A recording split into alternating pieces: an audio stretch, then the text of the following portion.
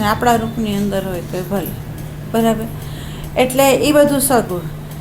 પણ કહેવાનો ભાવ શું છે કે જે માનવ છે એની અંદર હું ઊભો થયો છે, પશુ પક્ષીઓની અંદર હું નથી. એની અંદર જે પ્રમાણે ડેટા છે ને એ ડેટા પ્રમાણે કામ થાય છે, બરાબર. એટલે એની અંદર હું નથી, એટલે આપણે એમ કહીએ છીએ કે ભાઈ સગુણ છે, પણ એનો હલાવનારો સ્વાભાવિક ડેટા અનુસાર હાલી રહ્યો છે, એમાં કર્તૃત્વ નથી. એટલે એ વિકાસના પંથ ઉપર છે. માનવની અંદર હું ઊભો થયો, પણ એ હું ઊભો થયો એ પણ વિશેષ રૂપે થયો ને. એટલે વિશેષ પ્રકાશનું કામ એવું હતું કે બે વસ્તુ જોડાય તો એની અંદરથી એક જ્ઞાનને પ્રગટ કરે. બે વસ્તુ જોડાય એટલે હું અને આ જોડાય તો એની અંદરથી એક વિશેષ રૂપે જ્ઞાનને પ્રગટ કરે, બરાબર. પણ અહીંયા શું થયું, એ જ્ઞાન એવું પ્રગટ થયું કે જે જ્ઞાન આપણા સંસ્કાર અને સ્મૃતિ હોય ને એના રંગે રંગાઈને પ્રગટ થયું એમ. હવે હકીકતની અંદર જો સ્મૃતિ અને જ્ઞાન આપણી અંદર ના હોય તો એ જે જ્ઞાન પ્રગટ થાય એ કેવું થાય એમ, એ જ્ઞાન કેવું હોય એમ. સ્મૃતિ અને સંસ્કાર મગજનું જ્ઞાન તો જેવું હોય તેવું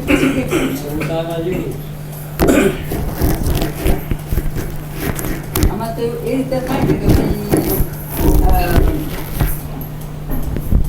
આપણે કેન્દ્રમાં હાજર રહીને જોઈએ છે તો એ જેવી રીતે કેન્દ્રમાં હાજર રહીને જોઈએ છે તો સામે પણ આધાર જ દેખાય છે. તો એ પહેલું આપણે માહિતી નથી, જ્ઞાનરૂપ નથી આપતું.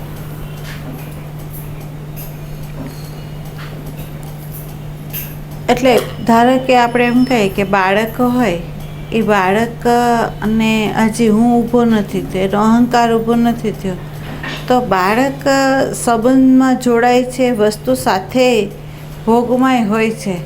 પણ બાળક જે લે છે ને એની અંદર એને નામકરણ નથી કરતો, અને જે ભોગવે છે ને એના પ્રત્યેનો અભિપ્રાય એ નથી આપતો. બાળક છે એ અભિપ્રાય નથી આપતો, બરાબર. બીજું એક છે કે બાળકની અંદર એક વસ્તુ તમને જોવા પડશે, ઘણા બાળકો બહુ નાના હોય, હજી એની અંદર બુદ્ધિ આવી ના હોય, અને એમ સમજી લો કે 7-8 મહિનાનું બાળક હોય અને એ બાળકને હજી રસની ખબર નથી એમ. પણ છતાં અમુક બાળકો એવા હોય કે જે બાળકોને તમે ગળ્યું આપો ને તો એ જીભમાંથી બહાર કાઢી નાખે. અમુક બાળકો એવા હોય કે એને ખાટું આપો તો એ બહાર કાઢી નાખે, બરાબર. તો અહીંયા એને ખબર પડે છે હકીકતમાં કે પછી ઇન્સ્ટિંક્ટિવ બોડીની જે પ્રજ્ઞા છે એ કામ કરી રહી છે. અને એનામાં એવું એસન્સ જ હોય છે કે જે એટલે એની જે બોડી છે ને અહીંયા આપણને બધ દેખાય છે કે બોડી જે છે એની પોતાની એક પ્રજ્ઞા છે.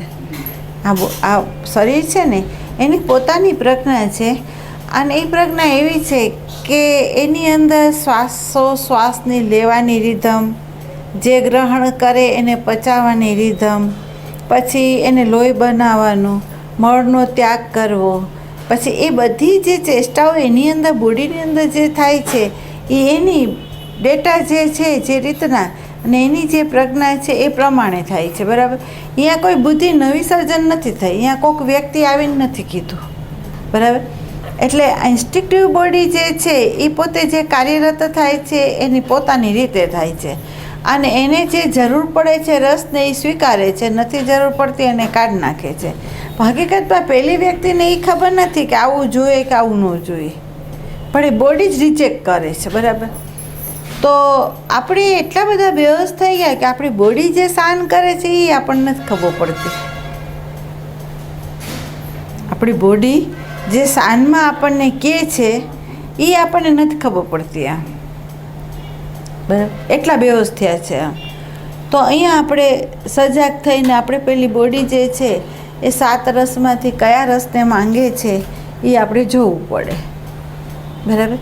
બીજું એક છે કે જેમ આપણે એમ કહીએ કે અંતઃકરણ જે છે એ અંતઃકરણ આ સાધનના માધ્યમ દ્વારા, એટલે કર્મ ઇન્દ્રિયો જે છે એ બહિરંગ છે, જ્ઞાન ઇન્દ્રિયો છે એ અંતરંગ છે, અને અંતરંગના આધારે બહિરંગ જાય છે.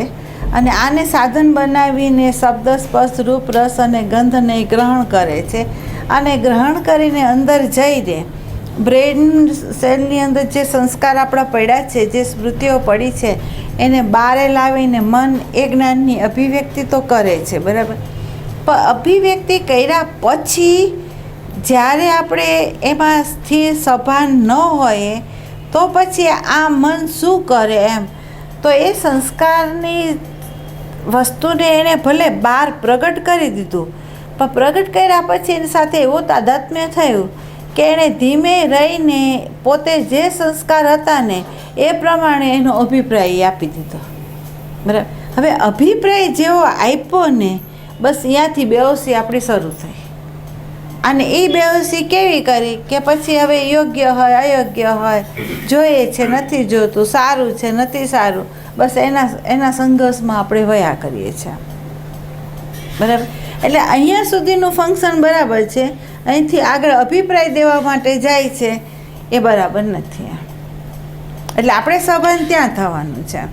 બીજું, તમને ખબર હોય તો સામાન્ય જ્ઞાન એને કહેવામાં આવે કે અહંકારના કેન્દ્રમાંથી આપણને જે જ્ઞાન પ્રગટ થાય છે, પછી એ જ્ઞાન અનુભવમાંથી આવ્યું હોય તોય ભલે, એ જ્ઞાન સાંભળવામાંથી આવ્યું હોય, વાંચવામાંથી આવ્યું હોય, જોવામાંથી આવ્યું હોય, ગમે એમાંથી આવ્યું હોય, પણ અહંકારના કેન્દ્રમાંથી મળતું જે જ્ઞાન છે એ જ્ઞાન કેવું છે તો કે એની અંદર પ્રકાશ નથી. એની અંદર પ્રકાશ નથી, એ અંધકારથી ભરેલું છે, બરાબર. તો આ જ્ઞાન છે એ વ્યવહારની અંદર ઉપયોગિતા એની છે, પણ અધ્યાત્મની અંદર પ્રવેશ કરવો હોય અને આપણે આપણા જ પોતાની અંદરના વલણોને જોવા હોય ને તો આ જ્ઞાન એક એ જગાએ અવરોધક પરિબળ બની જાય છે. એટલે આપણને એમ કહેવામાં આવ્યું છે કે આ જે જ્ઞાન છે એ જ્ઞાન જેવું સ્મૃતિજન્ય જ્ઞાન જ્યારે આપણી અંતઃકરણની અંદર પ્રગટ થાય છે ત્યારે તમે એ જુઓ કે આ જ્ઞાનને પ્રકાશે છે કોણ. અહીંયા પ્રશ્ન ઉઠાવો કે આ ધારો કે એણે કીધું કે ભાઈ આ વ્યક્તિ છે, તો આ વ્યક્તિ છે એ જ્ઞાનને પ્રકાશ્યું કોણે? જેણે પ્રકાશ્યું એ તમારું સ્વરૂપ છે, જે પ્રકાશાય છે તમારું સ્વરૂપ નથી. અહીંથી પ્રશ્ન ઉઠવો જોઈએ, બરાબર. અને એ પ્રશ્ન જો ત્યાંથી ઉઠે ને તો એ દ્રષ્ટામાં આવી શકે, અને જો ત્યાંથી પ્રશ્ન ન ઉઠે અને તાદાત્મ્ય થઈ જાય તો એ જીવને જીવ જ રહેવાનું, એ શિવ ન બની શકે, બરાબર. એટલે સભાનતા આપણે ક્યાં રાખવાની છે ને? અહીંયા રાખવાની છે. અસંગ કોનાથી થવાનું છે? તો આપણે સંસ્કાર અને સ્મૃતિ છે એનાથી અસંગ થવાનું છે. એની સાથે આપણે તાદાત્મ્ય છે એ તોડવાનું છે, બસ આટલું જ કરવાનું છે. આ પુરુષાર્થ માગે છે, બરાબર. બીજું એક છે કે તમને કહેવામાં આવ્યું કે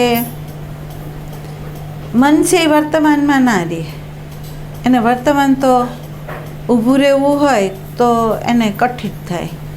એટલે ભૂતકાળ અને ભવિષ્ય તરફ ગતિ કરતું હોય ને વર્તમાનની અંદર સંસ્કાર સાથે તાદાત્મ્ય થઈને એને તો અનેક પ્રકારના સંકલ્પો કરવા હોય, બરાબર, વિકલ્પો ઊભા કરવા હોય. એ પોતે નાચે છે ને આપણને એને નચાવવું છે, બરાબર.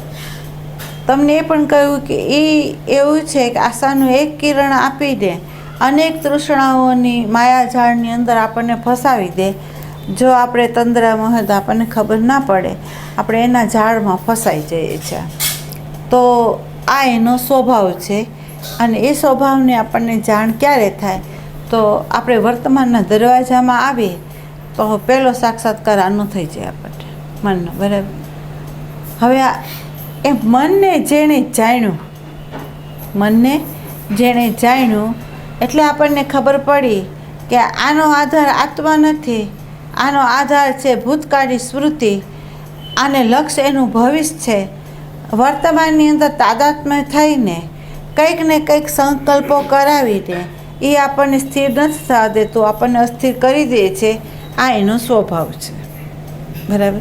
હવે એના સ્વભાવની સાથે જો આપણે વહીએ તો આપણને ખબર પડે કે આપણી જે ઉર્જા છે એ ઉર્જાને આપણે ખોઈ દઈએ છીએ, બરાબર.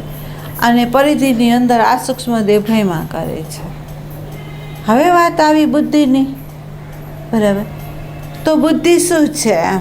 તો આપણે એમ કહીએ કે જે બાળકો હોય એ જેમ જેમ મોટા થતા જાય એમ એમ એને અનુભવ થતો જાય અને એ અનુભવમાંથી જે જ્ઞાન પ્રગટ થતું જાય એ બુદ્ધિ છે, બરાબર. જે અનુભવમાં ના આવ્યું હોય એ વિચારમાં ના હોય, જે અનુભવમાં આવ્યું છે એનો જ વિચાર હોય, કાં સાંભળેલું હોય એનો વિચાર હોય, બરાબર.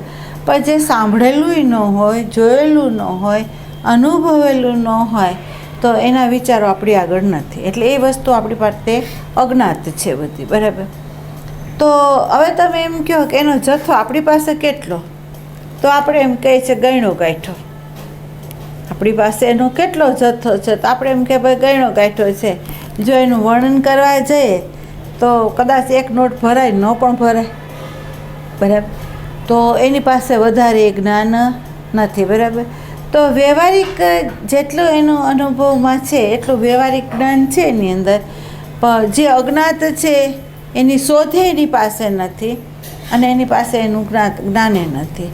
એટલે હવે જે જ્ઞાન ના હોય એના વિશે વિચાર ના કરે, અને જેનું એને જ્ઞાન છે તો એમાં હંમેશા એનો ચંચુપાત હોય, કાંઈ હા પાડે કાંઈ ના પાડે. બુદ્ધિનો સ્વભાવ શું છે? કાં હા પાડું અને કાં રિજેક્ટ કરી દો એટલે ના પાડું.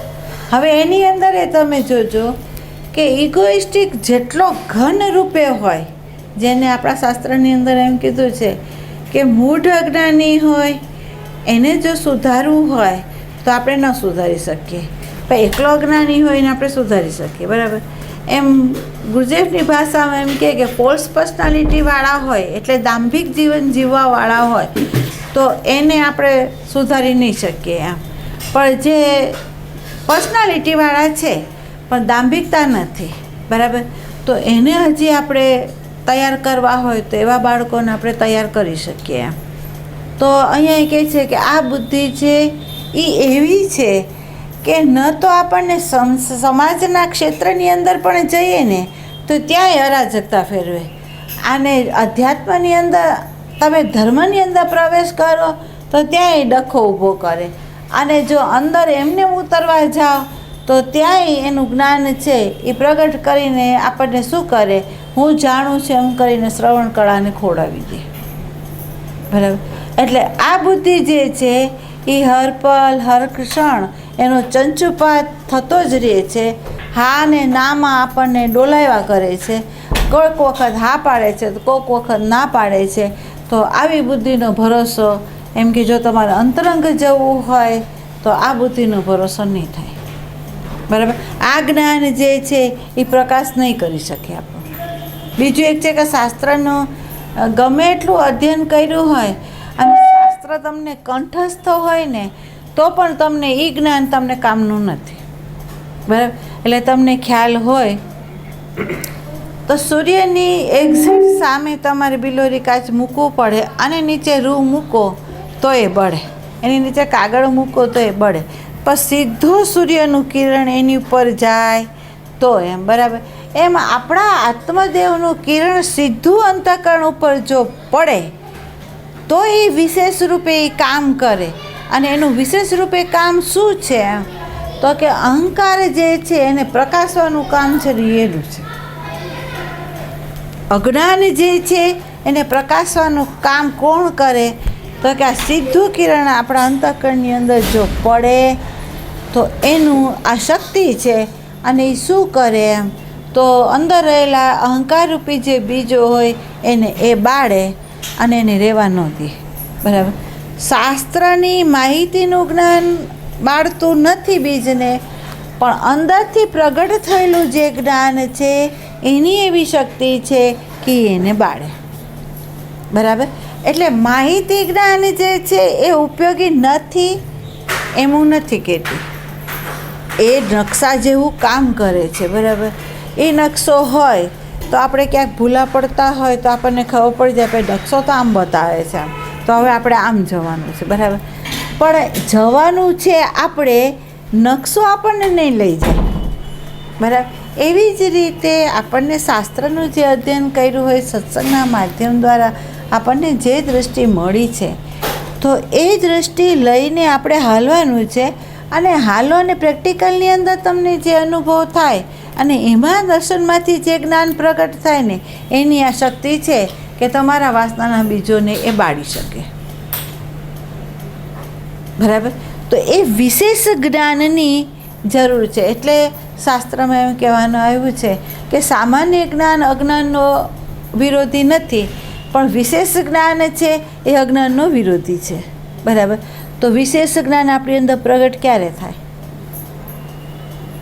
આપણે સીધા એની સામે આવીએ તો, માધ્યમ દ્વારા નહીં, સીધા એમ શાસ્ત્રના આધાર દ્વારા નહીં, સીધા આપણે આવશું. હવે તમે જોજો કે ધારો કે તમારી અંદર કામ છે, તમારી અંદર ક્રોધ છે, તમારી અંદર અજ્ઞાન છે, એને શાસ્ત્રમાં વાંચો અને જાણો તો ખબર પડે કે પછી કોઈ એવી ઘટના ઘટે અને તમારી અંદર ક્રોધ પ્રગટ થાય તો એના માટે શાસ્ત્રની જરૂર છે કે આ ઘટના ઘટી એણે જ બતાવ્યું કે તારી અંદર ક્રોધ છે? બરાબર. હવે એ ક્રોધને જોવા માટે શાસ્ત્રની જરૂર છે કે પ્રેઝન્ટ મોમેન્ટમાં આવવાની જરૂર છે? શેની જરૂર છે?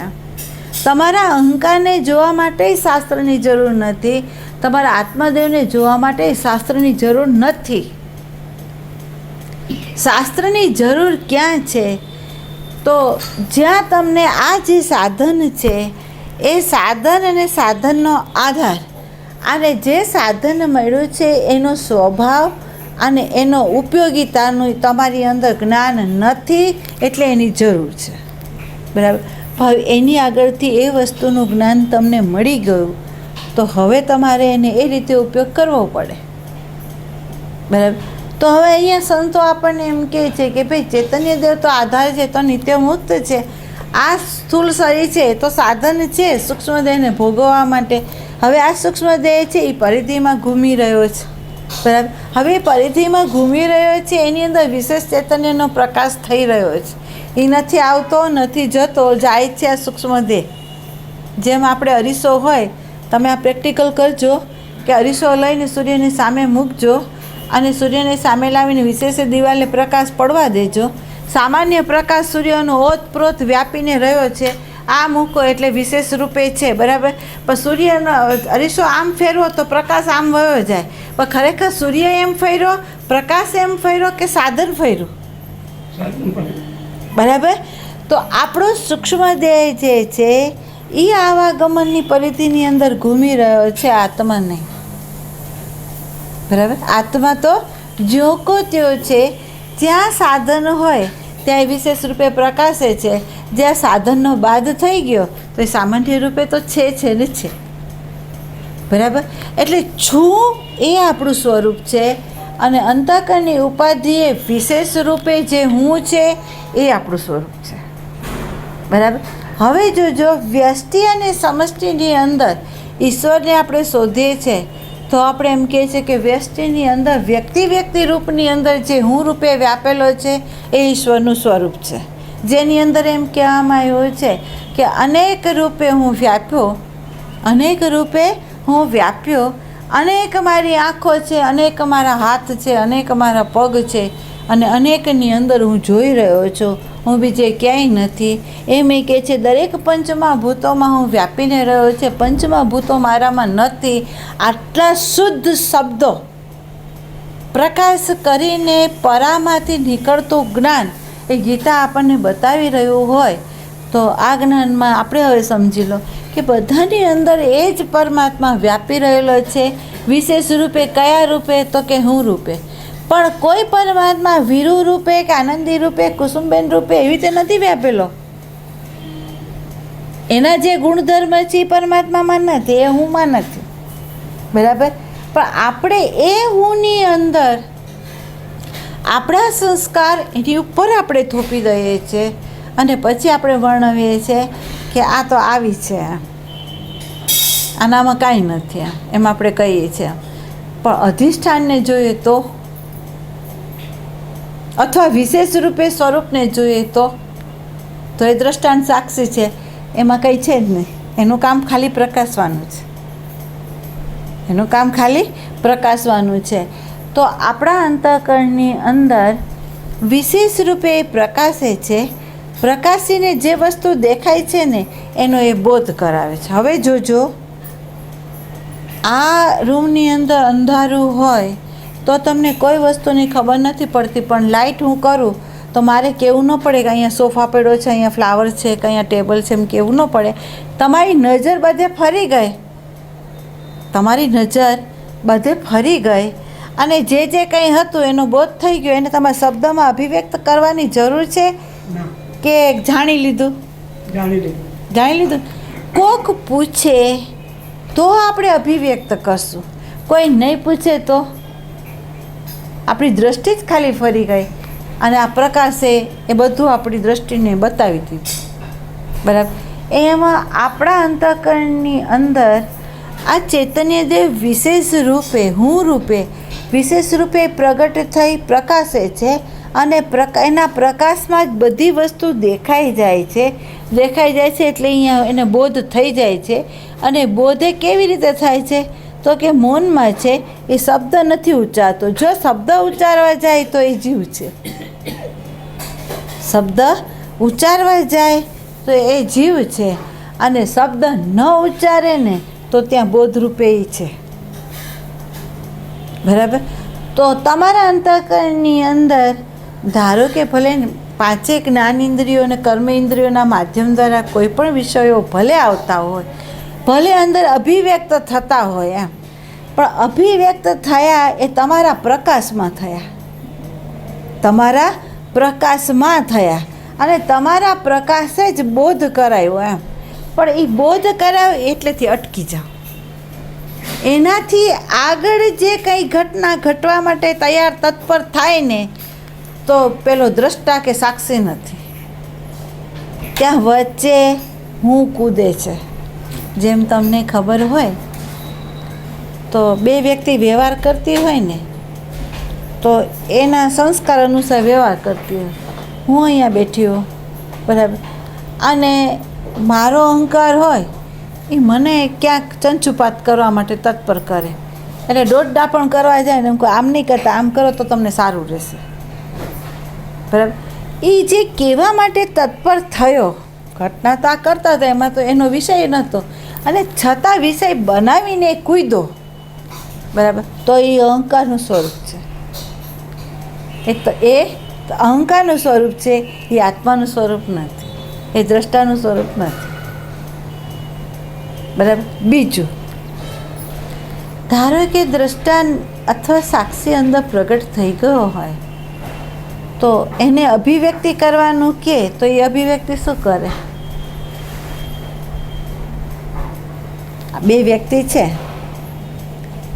અને બે વ્યક્તિમાં કોઈ પ્રોબ્લેમ થઈ ગયો, વિસંવાદ થઈ ગયો, અને તમે મને પૂછો કે આમાં ખરેખર કોનો વાંક છે, શું છે, આમાં શું થયું એમ, તો જેમાં દ્રષ્ટા અને સાક્ષી પ્રગટ થયો હોય એ શું કહે, શું જોશે અને શું કહેશે?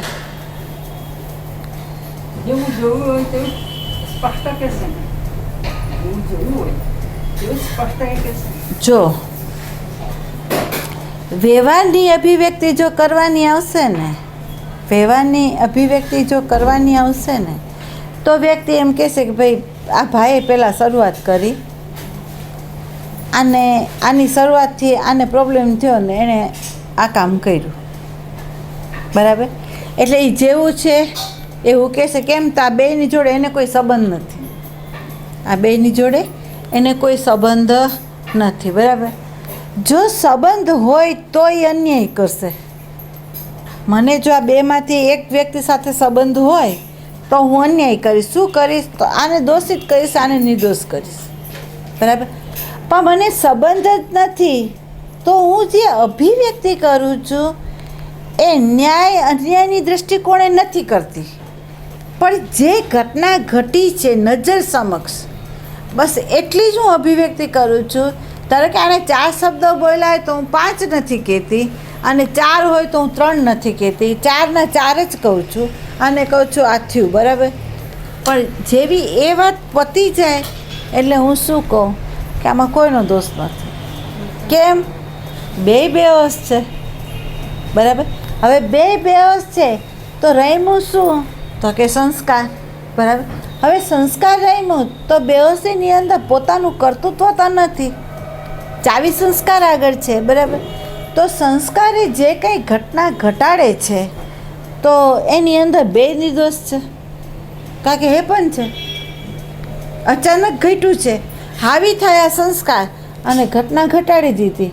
હકીકતની અંદર જાણી જોઈને કોઈ ઘટના નથી ઘટી. બરાબર. તો મારી દૃષ્ટિની અંદર સંસ્કાર, સ્મૃતિ એ લક્ષ આવતા હું બેને નિર્દોષ ઠેરવી દઉં છું અને જે વસ્તુ બની હોય એ કહી દઉં છું અને પછી એમ કહું કે આ સંસ્કાર અને સ્મૃતિને તમે છોડી દો, તો તમને પ્રોબ્લેમ ક્યાં છે?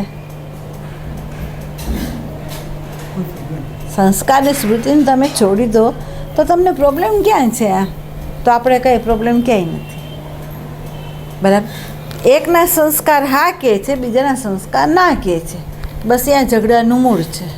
બરાબર. પણ હવે એ તમે તમારા આગ્રહને છોડી દો તો ઝઘડો ક્યાં છે? તો એની જોવાની નજરિયા જુદી થઈ ગઈ.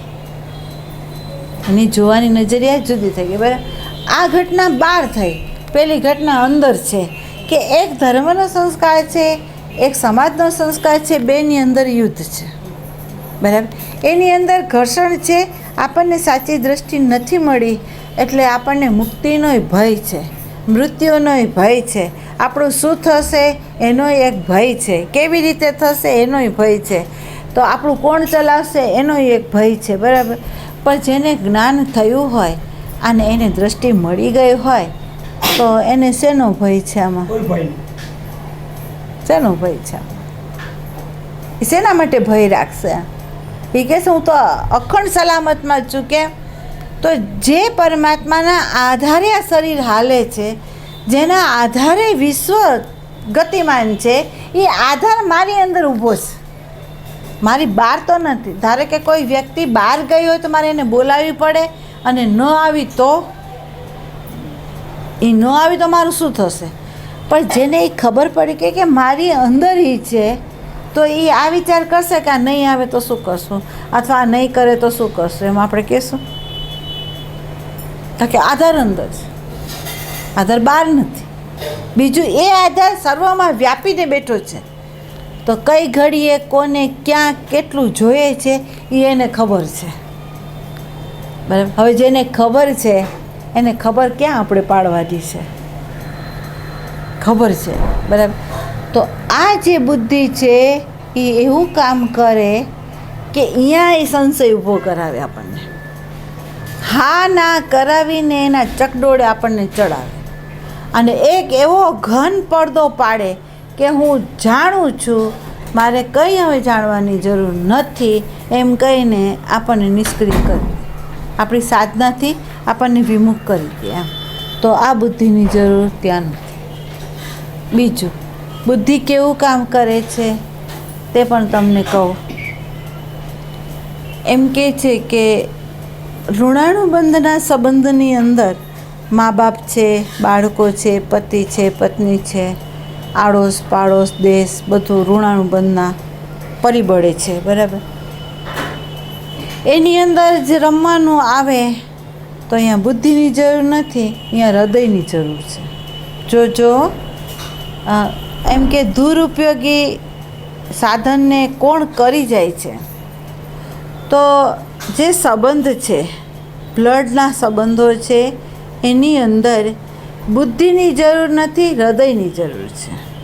બરાબર.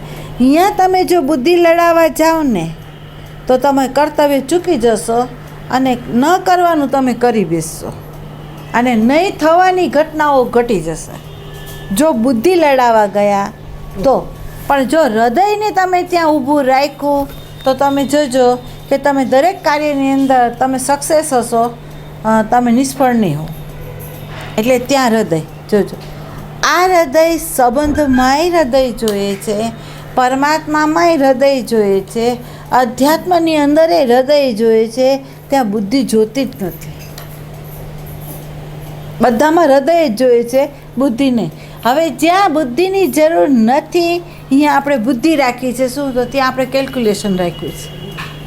બરાબર. હવે આ અહીંયા જ્યાં જરૂર નથી અહીંયા તમે આ બુદ્ધિને રાખી અને કેલ્ક્યુલેશન કરવા ગયા તો ઘણી વખત વ્યક્તિનું મૃત્યુ લાવી દેશો, અસંવાદિતા લાવશો, ફારગતીઓ કરી દેશો, મા બાપને છોકરા જુદા થઈ જશે. કેમ? તો અહીંયા કેલ્ક્યુલેશન લઈ આવ્યા છે જ્યાં જરૂર નથી. સંબંધોમાં જરૂર નથી, સંબંધમાં પૂછવાની જરૂર નથી, સંબંધમાં વહેવાની છે. બસ વહો તમે ક્યાં કેવી રીતે કેટલું જરૂર છે એટલું વહી જાઓ. એની અંદર આ કેલ્ક્યુલેશન ના જોઈએ, પણ આપણે ત્યાં કેલ્ક્યુલેશન કરીએ છીએ. બરાબર.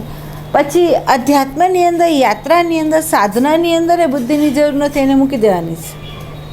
તો એ ત્યાંય હાલે છે, ત્યાંય આપણને બફર ઊભા કરીને આપણને એનાથી અસંગ કરી દે છે. બરાબર. તો ત્યાં એને છોડી દેવાનું છે. બરાબર. મન ઝાડમાં ફસાવે છે, બુદ્ધિ બ્રેક મારીને અબાઉન્ડ ટર્ન કરાવે છે, આપણને શોધ નથી કરાવતું. બરાબર. વાત રહી ચિત્તની. બરાબર. ચિત્ત કેવું છે? તો આપણે એમ કે ચિત્ત ચૈતન્ય છે, ચિત્ત ચૈતન્ય છે. એની અંદર ચેતનનો વિશેષ રૂપે પ્રકાશ છે, એટલે એ અંદર બહાર પ્રકાશી આપે છે. ચિત્ત જેનું ચિંતન કરે ને એવા રૂપે એ થઈ જાય. ચિત્ત જેનું ચિંતન કરે ને એવા રૂપે એ થઈ જાય. બરાબર. બેહોશનું ચિત્ત કેવું છે? તો એ ઘરમાં નથી હોતું, એ આત્માના ચિંતન સિવાય બધાનું ચિંતન એ કરતું હોય છે. બરાબર. અને ચિંતન કરીને કરે શું એમ? તો કે એનું સતત ચિંતન કરાવીને તમારી એનર્જીનો વધારામાં વધારે જે ઉર્જા જો ખાતું હોય તો આ ચિત્ત ખાઈ જાય છે. આ ચિત્ત છે એ ખાઈ જાય. શું કરે છે? પેલું ઝાડમાં ફસાવે છે, પેલો પડદો પાડી દે છે બુદ્ધિ, અને આ ચિત્ત છે અનેકના ચિંતન કરાવીને આપણને આપણી ઉર્જાને ખાઈ જાય છે. અને જે રંગે રંગાવાનું ન જરૂરી હોય ત્યાં એ રંગાઈ જાય છે. બરાબર. હવે એને લાવવું ઠેકાણે ને એ પુરુષાર્થ છે. એને એકમાં લઈ આવવું ને એ તમારો પુરુષાર્થ છે. એને ઘરમાંથી બહાર ન નીકળવા દેવું ને એ તમારો પુરુષાર્થ છે. બરાબર. તો કે જે સાધકની અંદર પ્રેમ હશે તો એ શું કરશે? તો કે પોતાના ચિત્તને છે ને ઘરના સ્થાનમાં સ્થિર થવા દેશે. એને બહાર ભટકવા નહીં દે, એને ભટકતું નહીં કરે. આપણે એમ કહે છે ને રખડતું ચિત્ત હોય એ શું જાણે, ચારે કોર ભટકી રહ્યો છે. બરાબર. અને આ ચિત્ત જ સૂક્ષ્મ દેહને ભટકતું કરે છે. બરાબર. તો એ મૃત્યુ વખતે વધારે ભટકતું કરશે, કારણ કે એને ફરવાની ટેવ પડી ગઈ છે, રખડવાની ટેવ પડી ગઈ છે, ઉમરા ટોચવાની પેલો અનુભવ થઈ ગયો છે. હવે શું કરશું આપણે?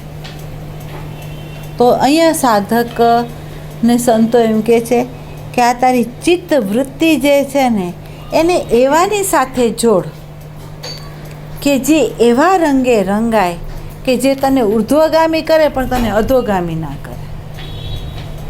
આ ચિત્તને એવા રંગે રંગાવ કે ઉર્ધ્વગામી કરે, અધોગામી ન કરે. બરાબર. ચિત્ત જલીય તત્વનું બનેલું છે, પ્રવાહિત છે, અને એ તમે જુઓ ને તો આખા બ્રહ્માંડમાં એ જઈ શકે એમ છે. બરાબર. ચિત્તને જો આવરણ કોઈ ન હોય તો એ વ્યાપીને રહી શકે એમ છે, અને જો તમે એને આવરણ નાખો તો એ સાવ અલ્પ થઈને બેસી શકે એમ છે. બરાબર. તો હવે તમારે એને એ વ્યાપક છે એને વ્યાપકમાં જ રહેવા દો. બરાબર. એને જે વ્યાપકનો જ ફોક્સ એની ઉપર પડવા દો, એના જ રંગે એને રંગાવા દો, એના જ રૂપે એને અરૂપ થવા દો. જો તમે એને એ રીતે સભાન રહેશો તો આ ચિત્તની એવી શક્તિ છે કે ન હોય ને એવા રહસ્યોને ખોલી આપશે. કારણ કે બધા રહસ્યો એની અંદર છે. બધા વિશ્વના જે રહસ્યો છે આ ચિત્તમાં જ છે. ચિત્ત જ એક એવો પડદો છે કે બધા રહસ્યોને છુપાવીને બેઠા છે. બરાબર. તો આ ચિત્તમાં આપણે સભાન થવાનું છે. બરાબર. હવે આ ચિત્તની અંદર ભાવ ઉઠે તોય ભલે, આ ચિત્તની અંદર વિચારો ઉઠે તોય ભલે, આ ચિત્તની અંદર સંકલ્પો ઉઠે તો પણ ભલે. એને જો પ્રકાશક જો અંદર પ્રગટ થયો હોય ને પ્રકાશતો હોય તો હવે તમારે જોવાનું કે એને કયા પ્રકારના ભાવ છે, કયા સંકલ્પો છે, કેનું ચિંતન છે. તો હવે એને શું કરાવવું જોઈએ? તો એનો સદુપયોગ કરાવો. કારણ કે સદુપયોગ શીખવાડે સંતો આપણને, ગુરુ શીખવાડે છે. બરાબર. તો એને ખીલો આપો એક જો અભ્યાસ એને કરાવો તો લાંબા કાળનો એકાગ્રતાનો અભ્યાસ કરાવો કે જેથી એક ખીલે એ બંધાય, ઘરમાં બેસતું થાય અને જોતું થાય એ. બરાબર. તો ચિત્ત જેનું ચિંતન કરે એવા રૂપે એ થાય. એટલે આપણા વેદાંતની અંદર કહેવામાં આવ્યું છે કે ઈયળો હોય એને ભમરી ડંખ મારે તો ઈયળ સતત ભયમાં હોય, હમણાં આવીને ડંખ મારશે, હમણાં આવીને ડંખ મારશે, અને એના ચિંતનની અંદર એ ભમરો રૂપ થઈ જાય. બરાબર. તો આ ચિત્ત એવું છે આપણું પણ, એ જેનું સ્મરણ કરે ને એવું એ થઈ જાય. તો હવે આપણે કેનું સ્મરણ કરાવવું એ તમારા હાથમાં. હવે આમાં પ્રશ્ન હોય તો કહું.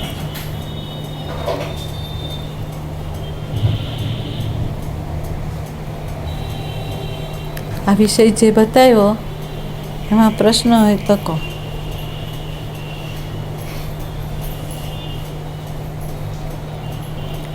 અને પ્રેક્ટિકલમાં તમે રહો ને તો તમને ખબર પડશે કે જન્મ જન્માંતરના સંસ્કારો અંદર છે. બરાબર. કોઈ વખત જડત્વ જેવું હોય, કોઈ વખત વિક્ષિપ્ત હોય, કોઈ વખત વાનરની જેમ કૂદકા મારતું હોય. બરાબર. કોઈ વખત સત્વગુણમાં પ્રાધાન્ય હોય, કોઈ વખત રજોગુણમાં હોય, કોઈ વખત તમોગુણમાં હોય.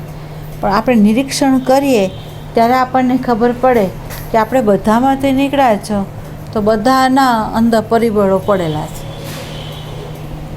એ બધાને ખંખેરી અને આપણે ઊભું થવાનું છે. બધાને ખંખેરીને આપણે ઊભું થવાનું છે. તો એ માગશે પુરુષાર્થ. એ પુરુષાર્થ માગશે તમારે. અને આ એનો ઉપયોગ છે કે જ્યાં હૃદયને હલાવવું હોય અહીંયા હૃદય હલાવો, વ્યવહારમાં બુદ્ધિ હલાવવાની હોય અહીંયા બુદ્ધિ હલાવો. કારણ કે અહીંયા તો તમને સ્મૃતિ વગર તો તમે જઈ નહીં શકો. ધારો કે આ ઘરે આવવું હોય તો તમને એડ્રેસ જોશે જ, તો એનો ઉપયોગ કરો. પણ આ એડ્રેસ અંદર જવા માટે એની જરૂર નથી, એને છોડી દેવાની જરૂર છે. બરાબર. તો હવે કહો.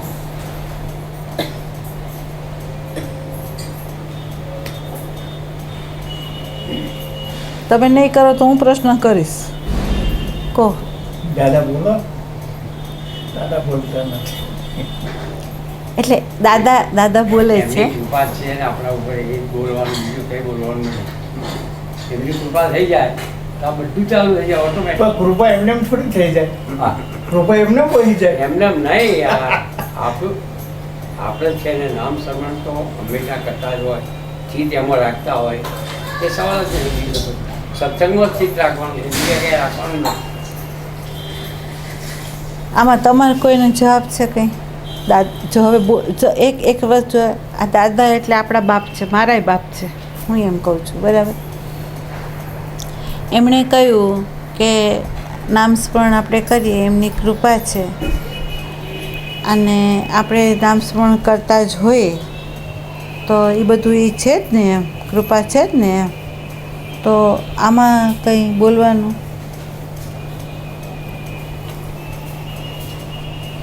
આપણે દાદાનો અનાદર નથી કરતા, આપણે એમાં ઊંડા ઉતરવા માંગીએ છીએ, એટલે એમાં કંઈ બોલવાનું?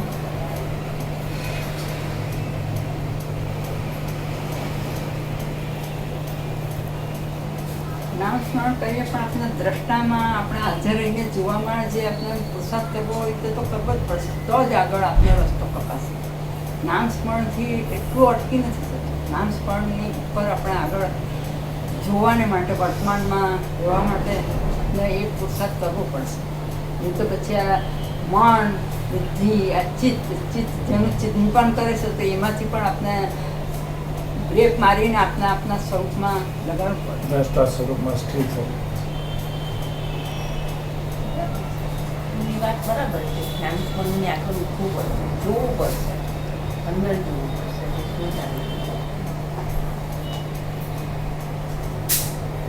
ઉપાડવાવાળા તમે જ છો, બીજું કોણ? ઉપાડવાળા તમે જ છો, બીજું કોઈ ઉપાડી શકે એવું નથી. ના એવું નહીં. હા, ખરેખર છે. જો એક વસ્તુ સમજો, આપણે બધા એવા સાધનો છીએ, બધા એમાં સમજતા નહીં કે હું એમાં બાકાત, એમ નથી કહેતી. આ બધા શરીરની અંદર એક જ પરમાત્મા રમી રહ્યો છે એ કહેવામાં આવે છે, બરાબર. પ્રશ્ન આમ ઉઠે કે પ્રશ્ન આમ ઉઠે એ જોવાનું નથી, જવાબ ક્યાંથી નીકળે છે એ જોવાનું છે, બરાબર.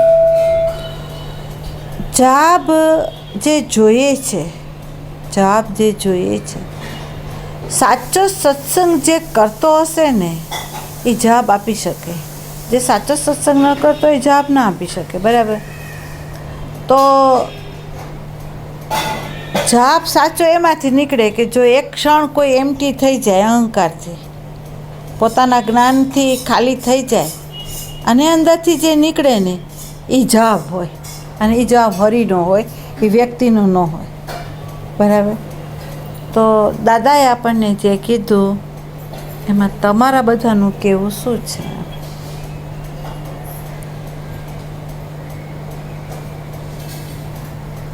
ચલાવ કહેતા હતા. હમણાં બોલતા હતા. કોણ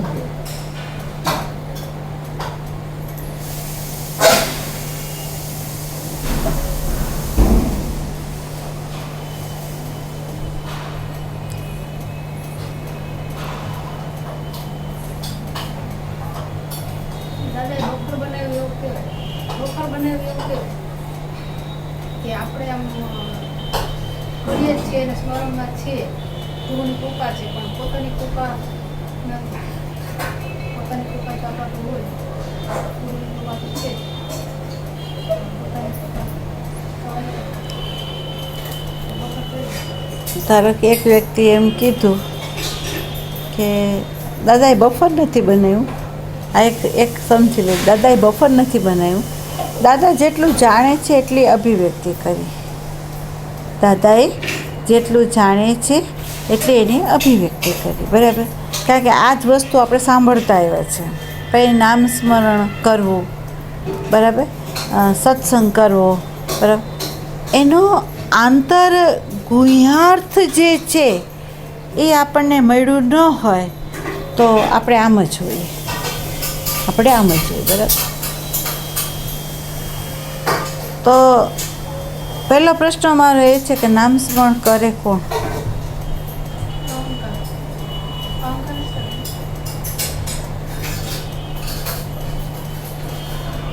બોલો બધા, નામ સ્મરણ કરે કોણ? નામ સ્મરણ કરે તો શું? એમ નહીં, કરે કોણ? નામ સ્મરણ કરે કોણ? એ આત્મા જ કરે. જો એક વસ્તુને દ્રઢ કરવાની, પ્રશ્ન તમને જ્યારે પૂછવામાં આવે ને તો 3 વસ્તુને યાદ કરી લેવી. શું?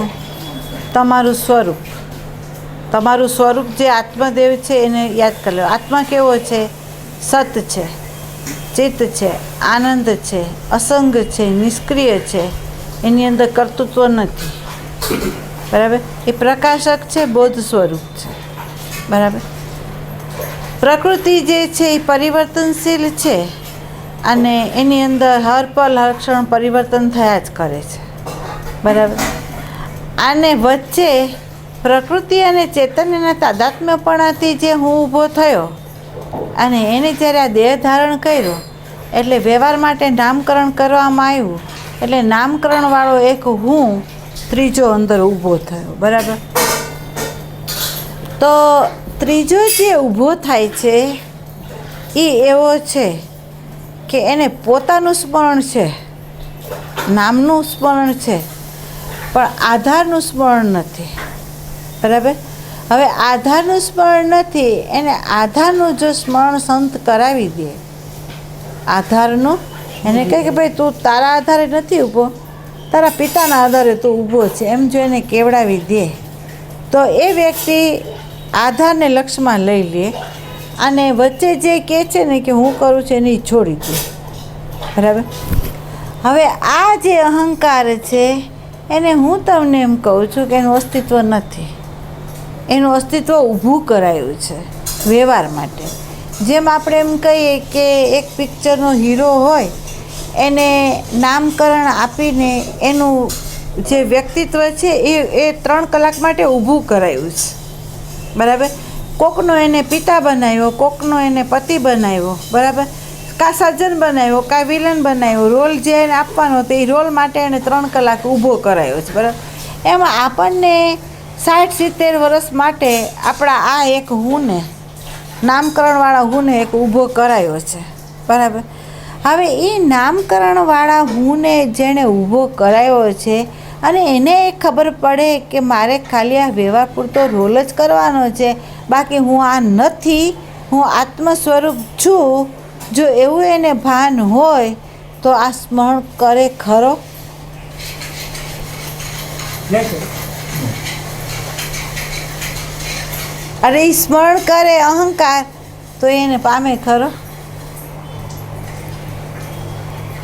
જેનાથી એ પ્રકાશે છે, જેનાથી એ ચેતનવંતો છે, તો એને પામે ખરો? જોજો, સમજજો. હવે કહું, રામાયણની ચોપાઈની અંદર છે, નામ નિરૂપણ નામય તનસો પ્રભુ પ્રગટ જીમી મોલ રતનસો. નામનો આધાર લીધો, રામનો નામનો આધાર લીધો, કૃષ્ણનો નામનો આધાર લીધો, ગુરુનો. પણ એ નામનો આધાર લીધો છે સામે કિનારે જવા માટે. સામે કિનારે આવ્યો એટલે એણે નામીને પકડો, નામને છોડી દીધો. એણે નામીને પકડો, નામને છોડી દીધો. જેણે નામને છોડી દીધો એ હનુમાન રામરૂપ બન્યા, શિવ રામરૂપ બન્યા. અને એની અંદર જ ધ્રુવ અને પ્રહલાદની અંદર પરમાત્મા પ્રગટ થયા. ક્યારે? તો નામીને છોડી દીધો ત્યારે, બરાબર. નામને છોડ્યો, નામી અંદર પ્રગટ થઈ ગયો. તો હવે સ્મરણ કરશે કોણ? બીજો રે તો કરે ને, બરાબર. બીજું, કૃપા જે છે એમાં તમે એમ માનો છો કે કૃપા સત્સંગ આપે તો છે એને કૃપા કહેવાય? કૃપા આપણી વ્યવહારિક વ્યવસ્થા સુવ્યવસ્થિત કરે એટલે એને કૃપા કહેવાય? કૃપા કેવી કોને? જો ગુરુ કૃપા શું છે તે બતાવું. કે ગુરુ કૃપા તમે કોને કહેશો? ગુરુ આપણા વ્યવહારિક વ્યવસ્થાને સુવ્યવસ્થિત કરી આપશે એને કહેશો? ગુરુ આપણને શબ્દથી સત્સંગ આપશે એને કહેશો? કે ગુરુ કહેશો કોને? ગુરુ કૃપા શું છે? અંધારામાંથી અજવાળામાં લઈ જાય એને ગુરુ કૃપા કહેવાય. હે? જે અંધારું છે અંધારામાંથી અજવાળામાં લઈ જાય એ જ ગુરુ કૃપા. તો હવે જોજો. હે, અંધારામાંથી અજવાળામાં લઈ જાય એ ગુરુ કૃપા. અને હું તમને ઊંધું કહું છું, હું તમને ઊંધું કહીશ. અંધારાને જે પ્રકાશી આપે ને એ ગુરુ કૃપા.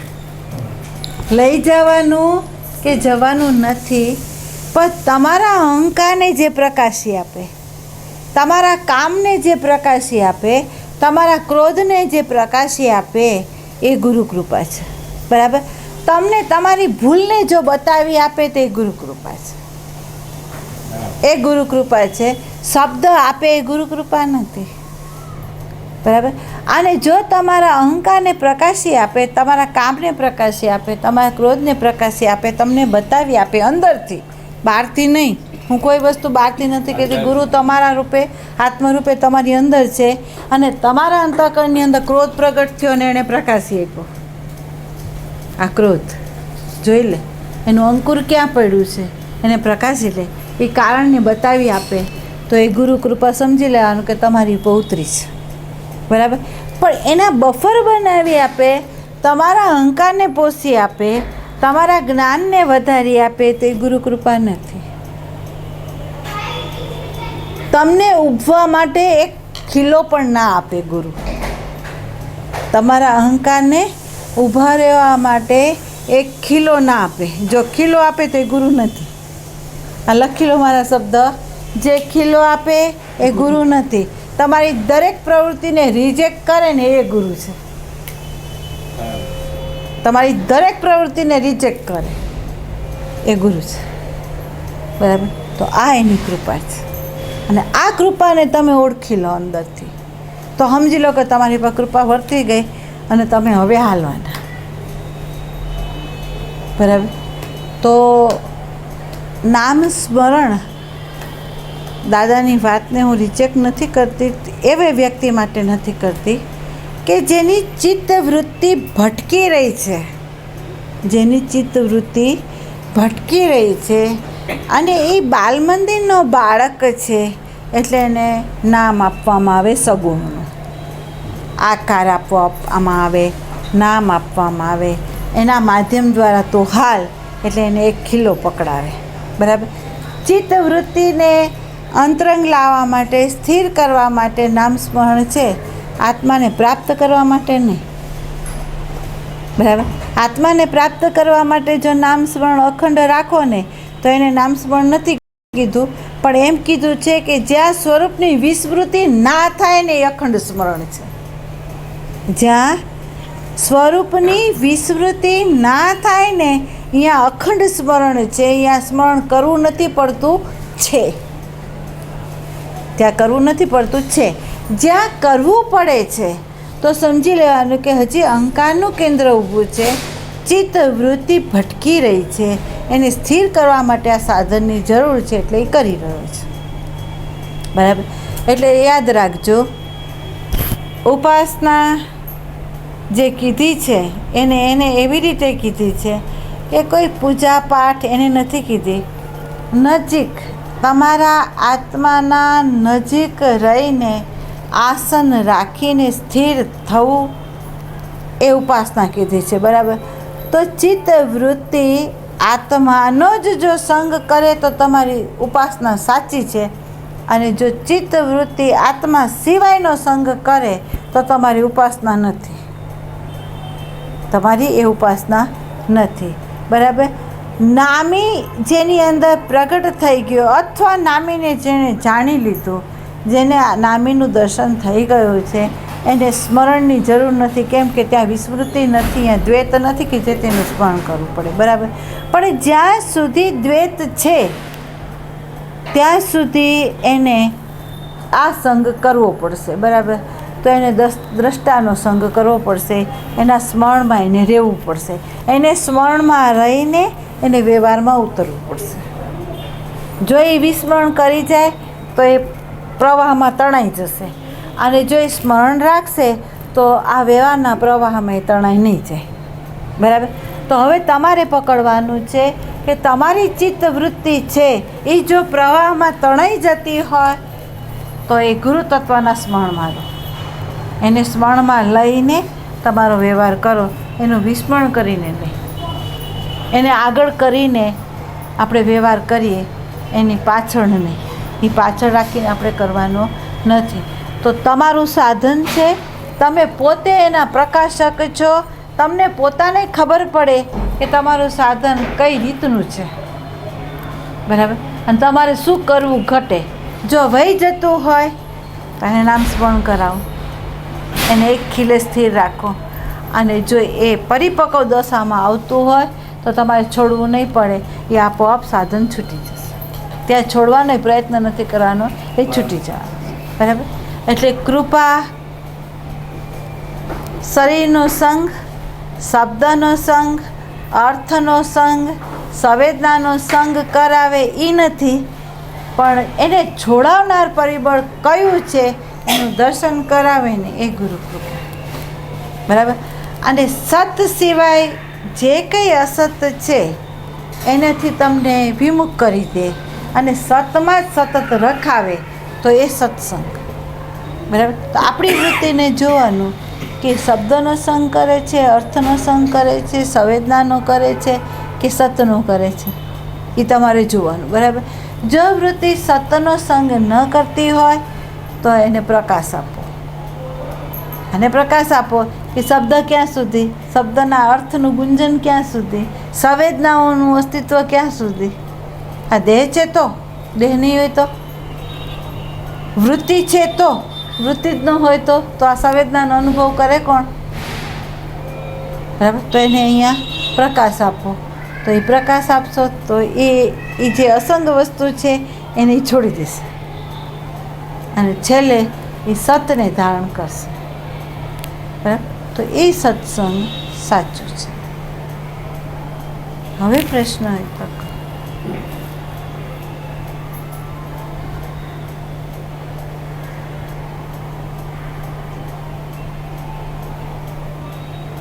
3 વસ્તુ કઈ યાદ રાખશો? હવે આ એના બતાવી તે જ. કઈ?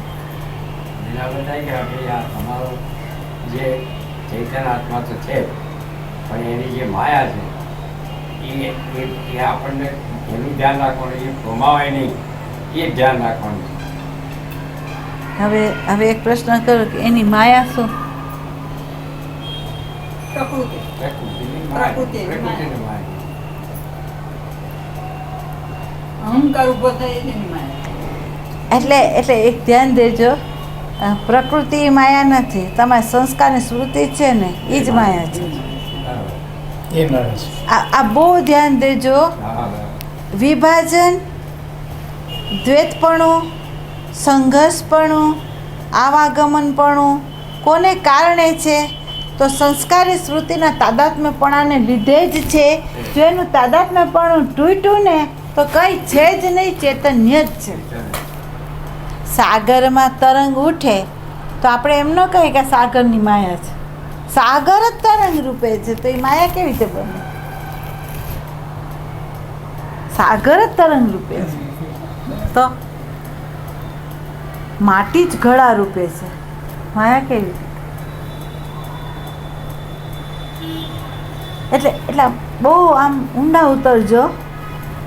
તમને ખબર હોય તો રામાયણમાં એમ કીધું છે, મોર તોર તે માયા. મોર તોર, મારું અને તારું એ માયા. તો મારું અને તારું શબ્દ શું છે? સંસ્કાર છે ને, સ્મૃતિ છે ને તમારી. બીજું છે શું? તો કે આ માયાનું સ્વરૂપ સ્પષ્ટ આપણને બતાવી દીધું તુલસીદાસજી, સ્પષ્ટ.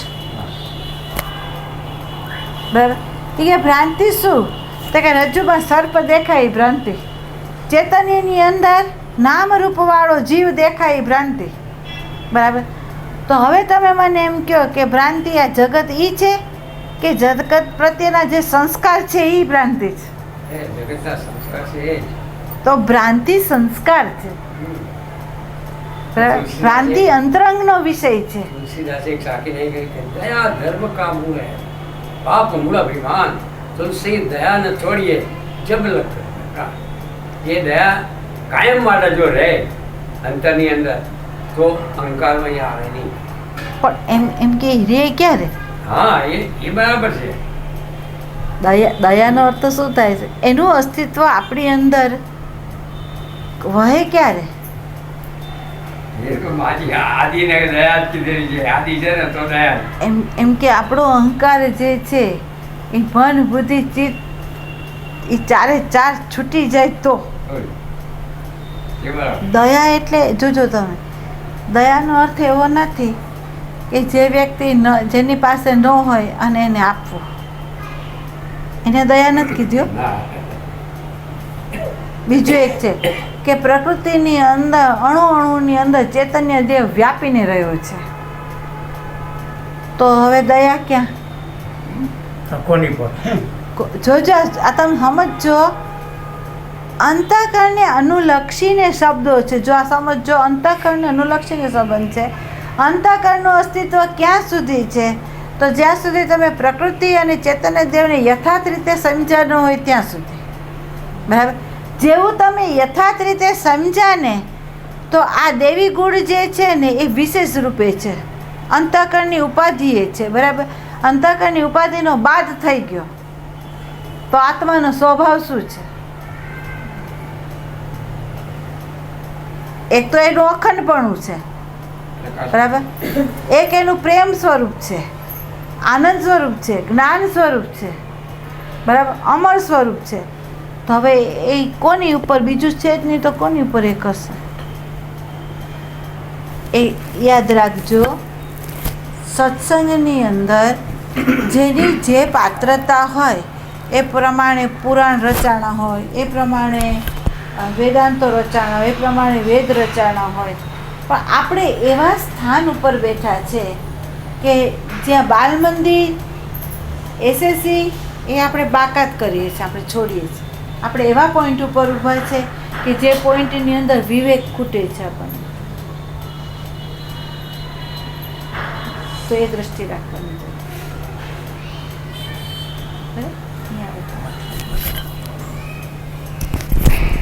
હરિ ઓમ બંધ જ કરી છે.